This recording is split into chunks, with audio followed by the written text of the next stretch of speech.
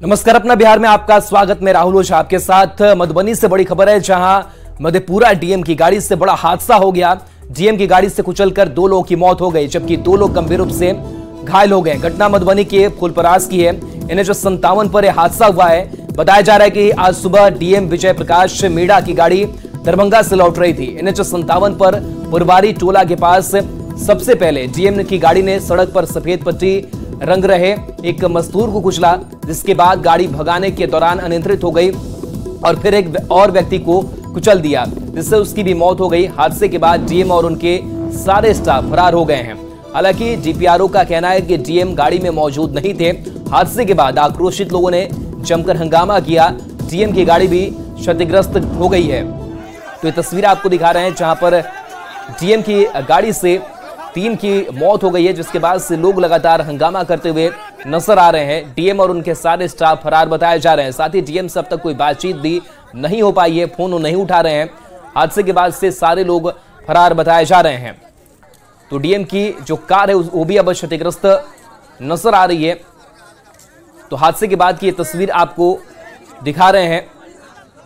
बता दें कि NH57 पर यह हादसा हुआ है पुरवारी टोला के पास।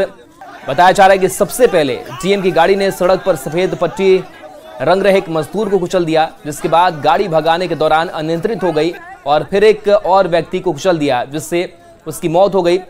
हादसे के बाद सारे स्टाफ और डीएम फरार बताए जा रहे हैं। लेकिन DPRO ये कह रहे हैं कि डीएम गाड़ी में मौजूद ही नहीं थे। लेकिन सवाल ये भी है कि आखिर डीएम साहब जब मौजूद नहीं थे तो वो कहां पर हैं और जानकारी क्यों नहीं दे पा रहे हैं, फोन क्यों नहीं उठा पा रहे हैं और वो स्थिति स्पष्ट क्यों नहीं कर रहे हैं। तो इस मौत के बाद से लोगों में गुस्सा भी है। जहाँ तक मुझे सूचना है कि गाड़ी में कुछ तकनीकी समस्याएं थी और उसको रिपेयर में जाना था। तो अब गाड़ी की दुर्घटना जाने के क्रम में हुई, आने के क्रम में ये तो जांच के बाद ही पता चल पाएगा। जिलाधिकारी महोदय हमारे मुख्यालय में हैं, उस गाड़ी में नहीं थे। दुर्घटना होने के बाद में शासन को संवेदनशीलता के साथ उन परिजनों से मिलनी चाहिए और जो मुआवजे की राशि है उन तक पहुंचाई जानी चाहिए। मैं मानता हूं कि गाड़ी अनियंत्रित होने के बाद ये दुर्घटना घटी है। डीएम पीछे बैठे थे, डीएम तो गाड़ी चला नहीं रहे थे। तो मेरा मानना है कि चालक के हाथों जिस रूप से गाड़ी अनियंत्रित हुई उसी का ये प्रतिफल है। तो मधेपुरा के डीएम तो बड़ा संवेदनशील व्यक्ति है, लेकिन परिस्थिति जो रही होगी उसमें उन्होंने किया हुआ, लेकिन उनको वहां पर रुक करके और संवेदनशीलता दिखानी चाहिए। ये मानवीय संवेदना को प्रलक्षित करने का काम हर एक जिम्मेवार नागरिक का काम, कि वैसी परिस्थितियों में संवेदनशीलता दिखाएं और मानवीय जो मूल्य है उसका निर्वहन करें। तो मधुबनी के फुलपरास में डीएम की गाड़ी से कुचलकर 2 लोगों की मौत हो गई, जबकि 2 घायल बताए जा रहे हैं। इधर इस घटना के बाद मधेपुरा के डीएम का अता पता नहीं है। न्यूज 18 ने लगातार उनसे संपर्क की कोशिश की, लेकिन उन्होंने फोन रिसीव नहीं किया। घटना को लेकर पटना में बैठे शीर्ष अधिकारी भी मौन है। पूरी खबर पटना सचिवालय से बता रहे हैं संवाददाता अमित कुमार। और इस बीच ये भी खबर कि डीएम की गाड़ी का इंश्योरेंस जो है वो फेल है। डीएम की गाड़ी का पॉल्यूशन भी फेल बताया जा रहा है। तो डीएम की गाड़ी से कुचलकर 2 लोगों की मौत हो चुकी है, कई घायल भी बताए जा रहे हैं। मधेपुरा डीएम की गाड़ी ने इन्हें रौंद दिया था।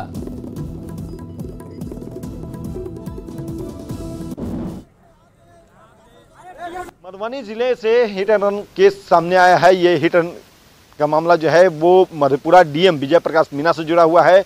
विजय प्रकाश मीणा जो है वो इस मधुबनी जिले से गुजर रहे थे। फुलपरास थाना क्षेत्र के पुरवारी टोला NH57 से वो जा रहे थे और उस दौरान जो है एक व्यक्ति व्हाइट लाइन पेंट कर रहा था सड़क पे और उनकी गाड़ी जो है अनियंत्रित गाड़ी वो युवक पे चढ़ा दिया और उसके कारण से उसकी मौत हो गई। भागने के क्रम में 2 और व्यक्ति को कुचलने की बात सामने आई। एक महिला और एक बच्चे की कहा गया कि तीनों की मौत हो गई। हालांकि बाद में ये जो जानकारी आया है, मधुबनी के जो SDM हैं उन्होंने, अभिषेक कुमार ने जो जानकारी दी है उसके मुताबिक बताते चले कि कुल 2 व्यक्ति की मौत हुई है, 2 व्यक्ति जो है वो गंभीर रूप से घायल हैं, जिनका इलाज जो है डीएमसीएच में किया जा रहा है। हालांकि हम लगातार कोशिश कर रहे हैं, न्यूज़ 18 कोशिश कर रहा है इस पूरे मामले को लेकर के मधेपुरा के जो डीएम है विजय प्रकाश मीना, उनका पक्ष लिया जाए। तो देखिए हम एक बार कॉल करते हैं उनको और देखते हैं कि कॉल वो रिसीव करते हैं नहीं करते हैं, चूँकि लगातार वो फ़ोन नहीं उठा रहे हैं।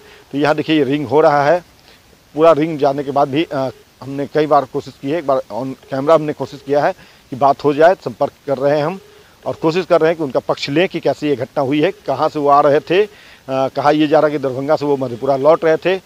हालांकि अभी तक संशय की स्थिति है कि वो कहाँ से आ रहे थे, क्यों इतने सुबह वो लौट रहे थे, जबकि उन्हें अपने ज़िले में होना चाहिए था, लेकिन उनके तरफ से फ़ोन रिसीव नहीं किया जा रहा है। और इस बाबत जो है यहाँ देखिए वो कॉल रिसीव नहीं कर रहा है। मधेपुरा के जो डीएम है विजय प्रकाश मीना, उनकी असंवेदनशीलता जो है वो एक बड़ा सवाल खड़ा कर रहा है कि क्या ऐसे ही असंवेदनशील अधिकारी जो है वो जिले को चलाएंगे। सवाल कई है लेकिन जवाब अभी सामने नहीं आ रहा है, ना ही मधेपुरा डीएम की तरफ से और ना ही प्रशासनिक अमले के शीर्ष अधिकारियों की तरफ से। अमित कुमार, न्यूज़ 18 पटना। लखीसराय गोलीकांड मामले में बड़ा अपडेट है। गोलीकांड में मरने वालों की संख्या बढ़कर 3 हो गई है। पीएमसीएच में इलाज के दौरान घायल युवती दुर्गा ने भी दम तोड़ दिया है। वहीं पुलिस ने इस गोलीकांड में लाइनर समेत 2 लोगों को हिरासत में लिया है। एसआईटी की टीम ने एक लाइनर राजन पासवान और मुख्य आरोपी आशीष चौधरी के सहयोगी उमेश साव को गिरफ्तार कर लिया है। साथ ही घटना में इस्तेमाल हथियार और कारतूस और 10 खोखा को भी बरामद किया गया है। डीआईजी ने बताया कि आरोपी आशीष चौधरी के घर से एक डायरी मिली है, जिसमें आशीष चौधरी ने दुर्गा झा के साथ प्रेम कहानी और बेवफाई की कहानी लिखी हुई है। डीआईजी ने बताया कि दुर्गा का किसी और से प्रेम प्रसंग चल रहा था, जो आशीष को नागवार गुजरा और उसने बड़ी वारदात को अंजाम दिया है।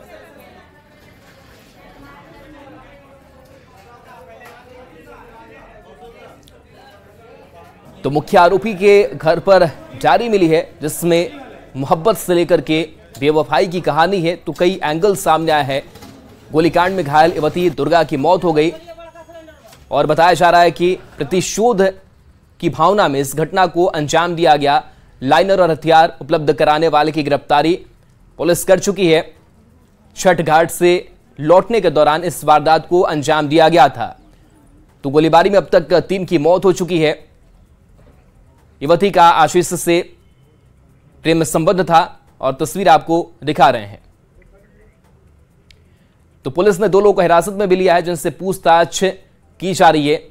ये तस्वीर जहां एक एक अब बिंदुओं की जांच जो है वो की जा रही है।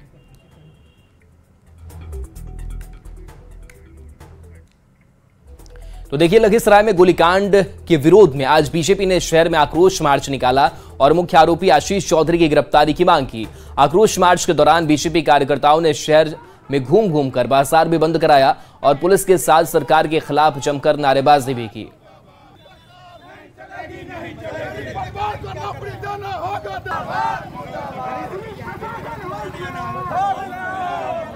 गुंडागर्दी की सरकार नहीं चलेगी। खबर मुजफ्फरपुर से, जहां नाबालिग लड़की का शव मिलने से हड़कंप मच गया है। आशंका